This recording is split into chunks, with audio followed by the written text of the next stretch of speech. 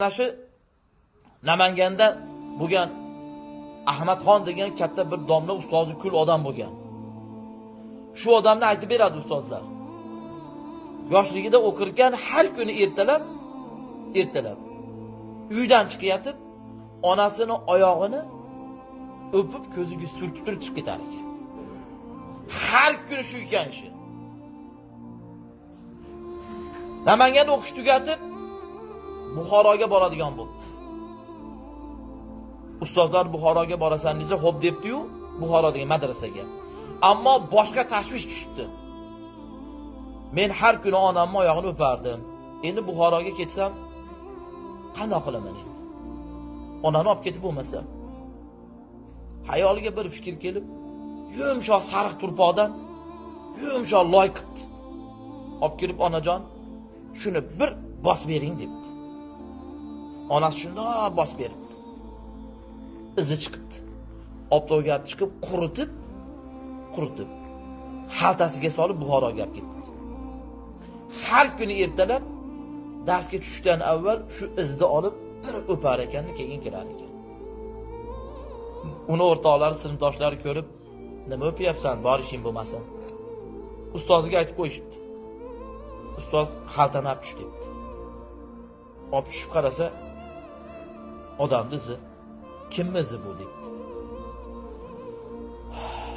Bu debdi, onamning izi debdi. Hamma ishni boshda hammasini aytib berdi. Har kuni onasini oyog'ini o'pishligini, yo onasi Namanganda qolganligini, endi zinobga olganligini. Desa ustoz hayhot deb yig'lab yubordi. "Sen nima qilyapsan bu yerda bolam?" debdi. "Sen nima qilyapsan? Sen yetishib qolibsan-ku. Ilmda avvali oxiri shu-ku. Hamma ilm shu-ku, onalar jannat onalarning oyog'ini tagida degan-ku sen. Sen topib bo'psan-ku bolam jannatni. Yer yuzida hamma millat, hamma din, hamma tuzum ota-onaga yaxshilik qil deydi. Biror bir din yo'q, biror bir tuzum yo'q, biror bir millat yo'q ota-onaga yomonlik qil degan. Sen topib bo'psan-ku bolam. Biz qila olmaganmiz shuni" debdi. "Sen dunyoga ustoz bo'lishing kerak. Tur o'rningdan. Meni joyimga o'tir." Ustoz joyiga o'tkazibdi. Yo'q desa o'tkazibdi. 1 minutcha o'tirdim yo o'tirmadim deydi. O'rinlardan turibdi-da. Shu o'tirib turganida Alloh taolo birdaniga qalbiga ilmi laduniy berib qo'ygan.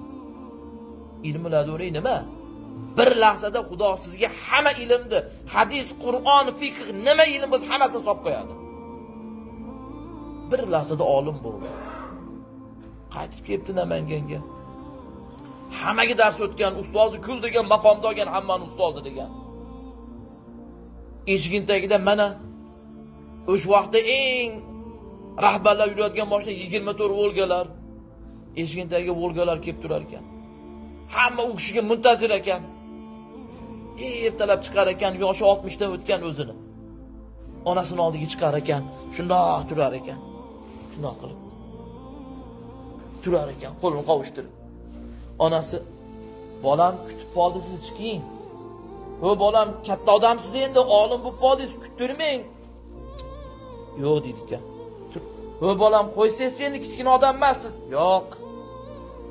Oxiri onasi, "Ha bolam, qo'ymadingiz-a" deb asta chayshabchi tagidan oyoqlarini chiqarib berar ekan. Bir o'pib ko'zlariga surtib chiqib ketar ekan. Chiqib ketib aytar ekan, "Ona, men ular uchun katta odamman. Ular uchun olimdirman. Lekin siz uchun men kichkina bolaman men hali." deb qo'yib chiqib ketar ekan. Mana onalarning oyog'ini o'pish nima?